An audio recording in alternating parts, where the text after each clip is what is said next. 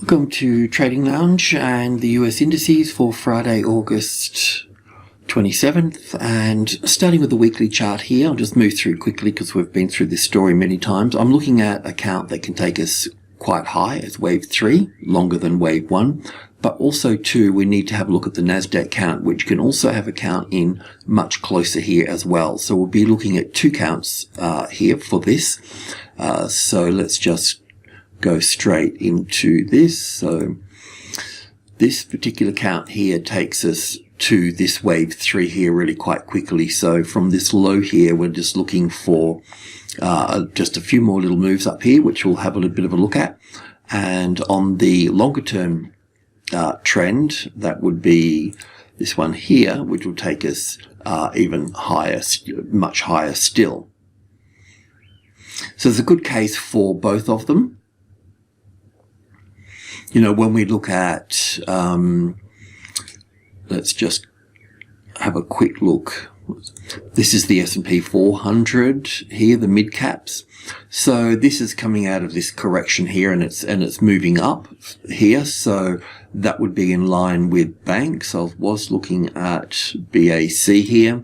So with BAC here, we've got 5 waves coming up through here on the daily. So we should have I haven't pulled that last trend apart, but all of that should be wave 1, 2, 3, 4, 5. So, you know, we should see the banking side and the consumers and all those sorts of things push up, you know, further in that regard. And that would also bring in the Russell into that same picture as well, because the Russell's got that you know, that this sideways sort of pattern here. I'm just going to simplify that for the Russell as well, but we'll get to that in a moment.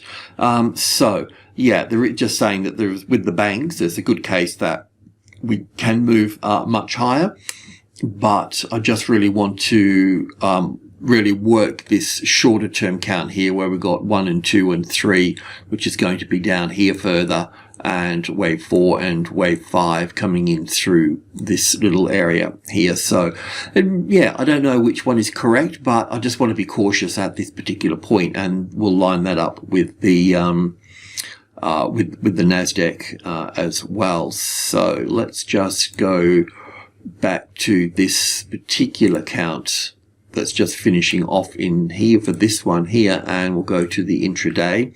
And just looking at that on the intraday, it would look like this. So we've got wave 1 here and 2 here, and then 1 and 2 and 3 and 4 and 5. So that would leave us with this one, and this one here for that. So kind of really finishing off quite shortly within all of this. Now, obviously, you know, we all have opinions and you can sort of bag this, but that's fine too.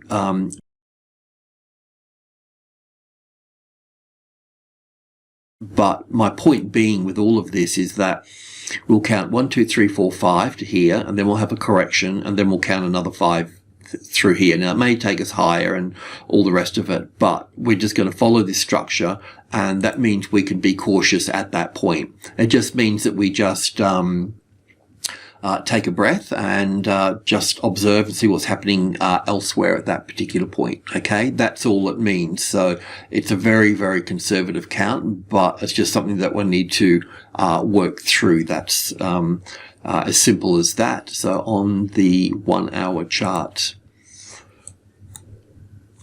a bit better of a view here. So we've got wave 1 over here, wave 2 here, 1 and 2 and 3 and 4 and 5 up through here. Thursday was the bearish day in our bullish weekly cycle, and that's on the website for new folks as well. You can have a bit of a read at that. So we're expecting Friday to be bullish, and of course, you know, a spanner in this wave 4 that I got here is probably it's too big for that. But this wave 4 can pull back to that wave 4, and of course we've got the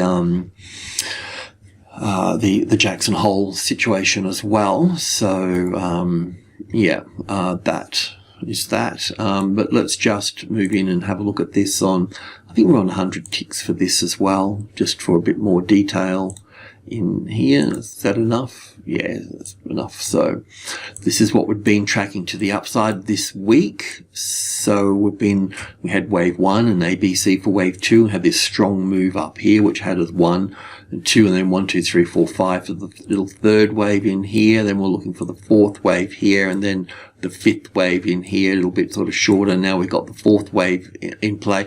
This line here is the actual 38.2, so it could drop a bit lower at that point. So just be a bit mindful of that. But if it climbs back on top of the 4480, then that's your long trade to the 500, of course, and then you'll get a classic trading levels pattern to get up through here. But just beware when you hit 1, 10, 20 and 30 in here, that's going to be the resistance and can pull it back at that point. Now this wave 4 doesn't have to come back to this wave 4. Quite often we'd see them a little bit higher than the previous one, but they can, you need to be mindful of those sorts of things. And then we'll be looking for 5 waves in this next move here. How far will that go? I don't know. We just count the 5 waves as we go. That's all we can do, I mean, sure, I can, do some Fibbo extensions and all those sorts of things, but it's much safer just to count the waves and move through the levels and understand the price points. And if you're trading the futures, well, then you'll have volume to read as well, because Elliott Wave volume and the trading levels is pretty much all I use. But indicators are good, they keep you safe. It's like swimming between 2 flags at the beach, isn't it? People are watching out for sharks. So anyway, that's that. Let's have a look at the Russell. So I've just simplified the Russell. Now it's quite interesting, really. The Russell started the correction first.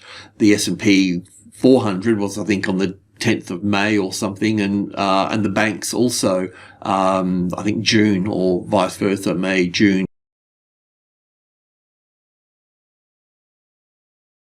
Yeah, probably June tops for BAC and those sorts of guys.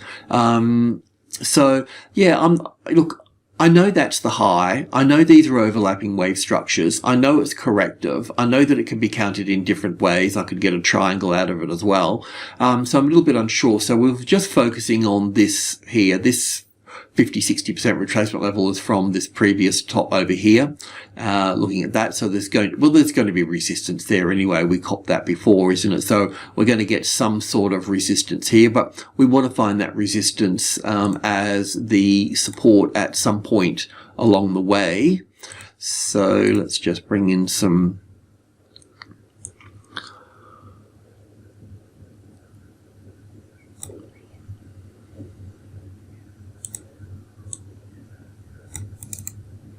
I'll double check that, but just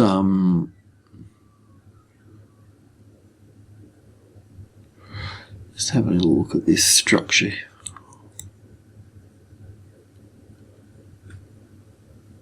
We could probably see that as finishes 1, 2, 3, 4, and 5 there. So yeah, I mean, if you like this market and looking to go long, then that would be the move for that at that point. And it also looks, I mean, I could count this down as 1 and 2 and 3 and 4 and 5, but we've got overlapping wave structures there, so that's really not going to work. But I'm just wondering if it's actually the A wave, the B wave, and down for 1, back for 2, 3, 4, 5 that way, or there's a few ways that can pan out. But look, to go long here, you'll get a very small position above the 2-2, and then look to add on top of the 2-3 as tested support, if that's going to indeed move to the move to the upside in that. So yeah, we should see it move further up from this point. It's just that how to count this here as wave 4, that's all. Okay, I'm going to move on to the NASDAQ. So this is the thing with the NASDAQ here, that look, sure, it could just continue to the upside, but all I'm saying is that I want to move past this 5 wave structure that's occurring here. That's the main point of that. So I think I might just go straight to the tick chart based on that. We'll pick it up from this wave 4 here.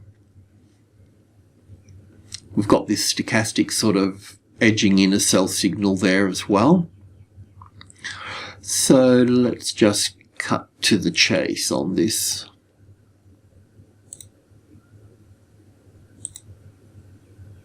Okay, so there's our waveform.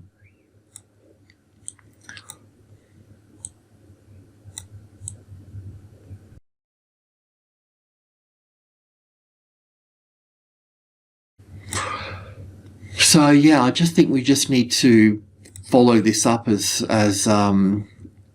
you know, just count it up and just, like I said, let's just be cautious when this gets to this point here that, you know, we're going to see a correction of that at that point. So, wave 1 here, ABC for wave 2, we've been working through all of that with wave 1 here and 2 here, and then we're looking for wave 3 here and 4 and 5. So we're looking for, this pattern's pretty common all through the stocks as well. So we're looking for 5, 4, and then 5. Now, the extensions in wave 3 here, that would leave wave 1 here and wave 5 roughly the same length. So, 15,500. We've got the trading levels. We've got the 15,000 is the medium level. So 15 to 16, let's say.